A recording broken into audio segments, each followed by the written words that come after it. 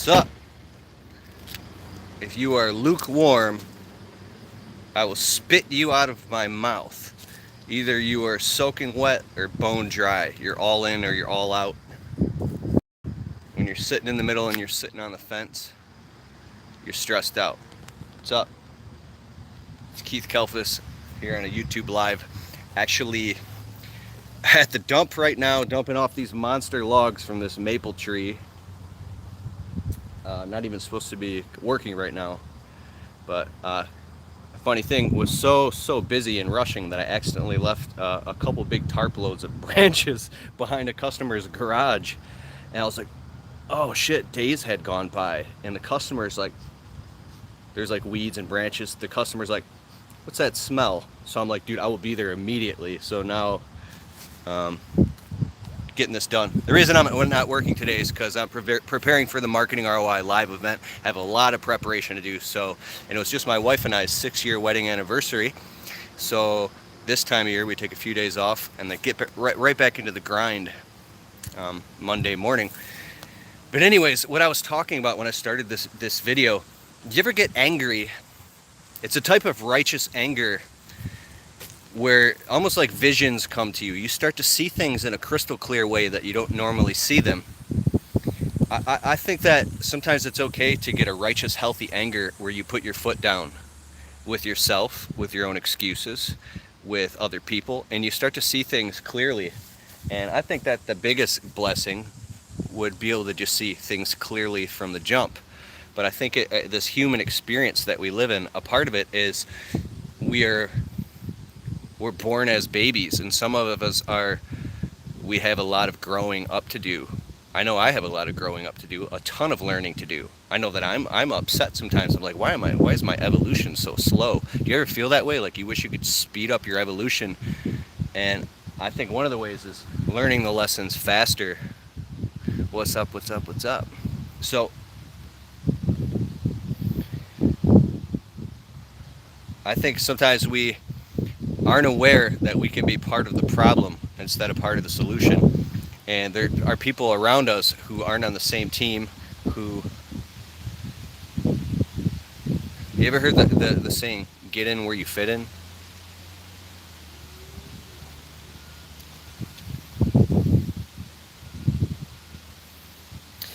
Here's the metaphor that I have. Imagine, you know, when the Titanic sunk, like everybody's swimming, there's no life preservers, and this is something kind of on social media as well. I see this common theme. So if people are kind of swimming and they're starving for the right information, or they're starving to get ahead so they can live good lives, because that's what we really want, that's what our higher self wants, is to live a good life and to be a good person and to live the American dream, whatever that is. And if some dude comes along and he strolls by in a yacht and he's like sipping lemonade and daiquiris, and he looks down at you and you're swimming in the water, and I'm not saying about you specifically, and he goes, look at what I have this yacht, I have this, I have that, but he's not part of the solution of saying, dude, I figured out how to get this boat, this yacht. I figured out how to get it together. I gotta share with you guys this powerful information, like this discovery. I gotta share it with you. Like, listen. This is working. I found something that works. Let's go. I got you. But if like the person just strolls by, like look at me. You know what the people that are in the water treading and swimming for their lives are gonna do? They're going to look up at that dude. They're not going to admire him and be like, wow, good for you. They're going to be like, fuck you. Have you ever felt like that in your life? So I think that the greatest lesson is when the shoes are swapped and the tables are turned, and now you have the opportunity to be maybe the dude in the yacht or the boat. Maybe you just got a jet ski, right? And you have a great opportunity, and maybe you figured a couple things out. Are you gonna strut and posture and preen and be egotistical or braggadocious and look at other people and say, haha, I figured it out, you numbnut, you idiot. I think that's the biggest challenge, is to be supportive and encouraging to other people. And it's hard. It's hard. Because if you've been swimming your whole life and you didn't even have a raft like Tom Cruise. What was that movie? No, not Tom Cruise. Tom Hanks, the movie Wilson, where he on the FedEx plane, he was stranded on the island. He built that raft. So if you just got a raft, right? And then maybe you get a boat. Castaway. It feels good for the first time, yes! You can beat on your chest a little, say, yes, I figured a couple things out. I'm not drowning down there anymore. I think how soon we forget where we came from. If I go online and I watch a video of a very successful entrepreneur, and I'm saying this from a place of strength, and I'm not talking about anybody specific. I'm just thinking about the trend that I'm seeing on social media, that it's fucking bullshit, that it's almost like if you watch a video to get inspired, hopefully you're watching videos to get, good information, get inspired. And by the time you're done watching someone's video, you feel worse. You feel discouraged. I don't know. I would.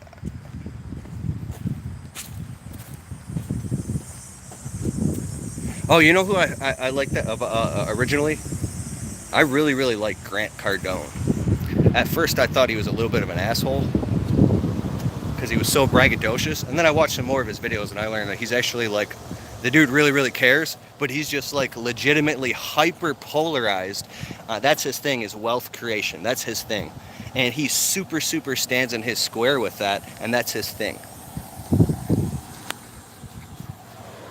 I'm just really excited, man. Okay, I gotta get out of here. I gotta get to this client's house. I just got my truck all detailed. I should have brought my landscape truck here, not my personal truck. Okay. People should work more on themselves first before serving anyone. We would actually help each other way more. I really like how it all starts with self. I think I just got my point across. Let me read a couple comments.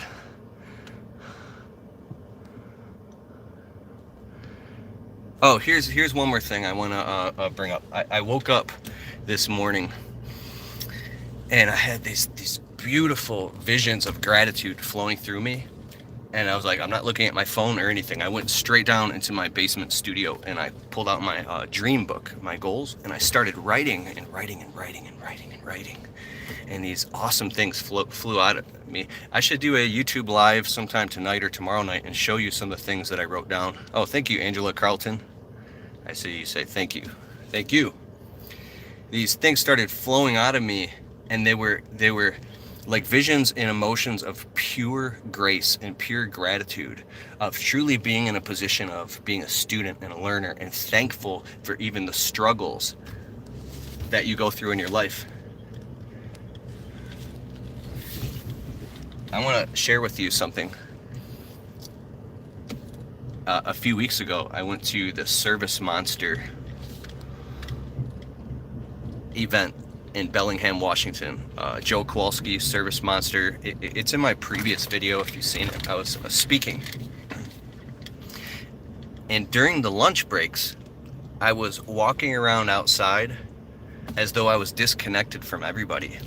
And I started walking on the railings and just I was totally in my own world and stuck in my head and just thinking and obsessing and being impulsive.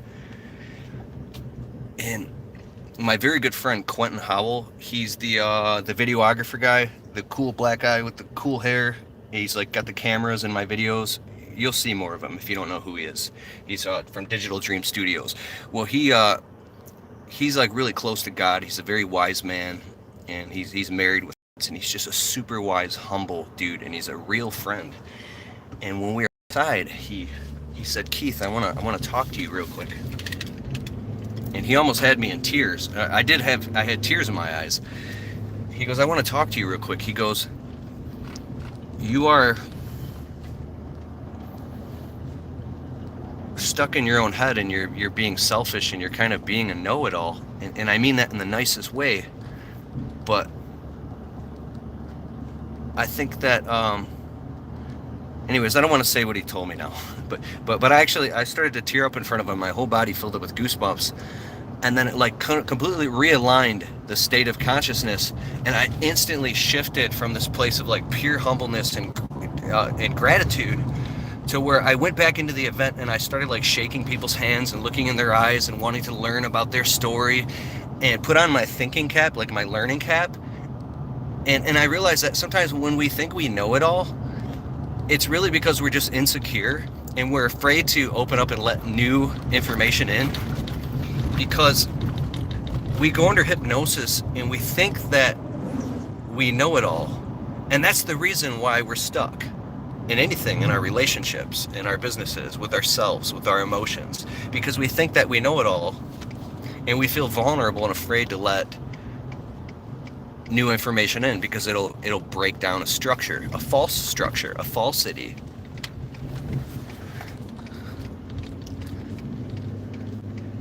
You know how Anthony Robbins said that your success is completely correlated to the amount of uncomfortable situations that you can put yourself in.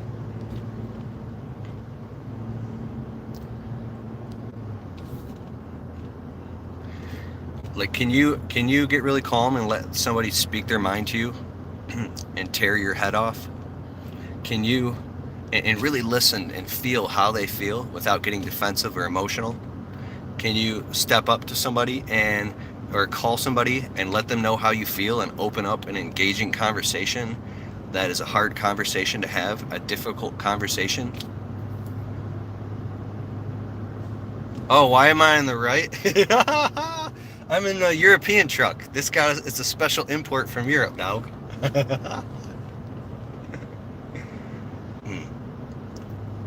Okay, I need to jump off and get out of here because I'm going to start saying too much stuff. Here's one. I hope I didn't piss off my friend Eric Reno. I hope I didn't piss him off. He really needed me to go quote this underground buried down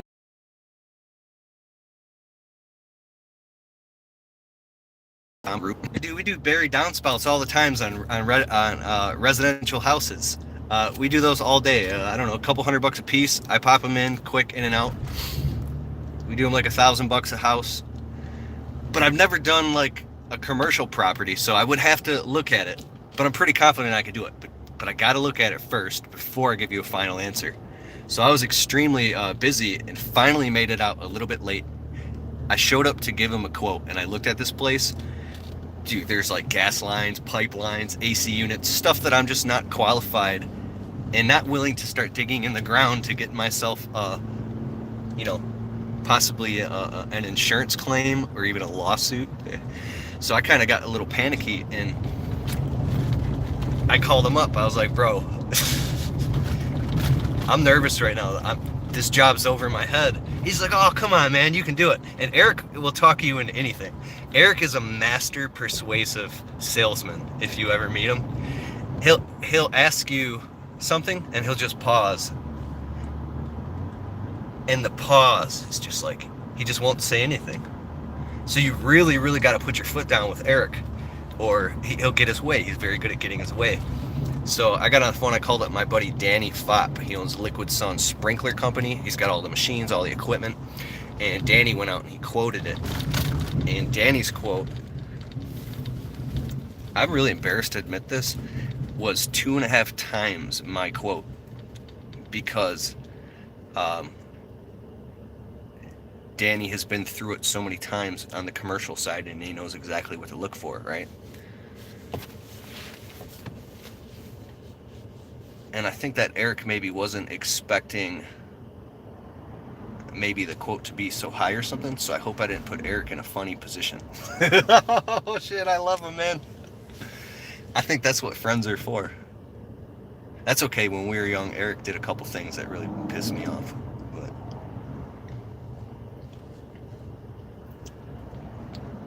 what up, though? Okay, what's up? What's up? What's up?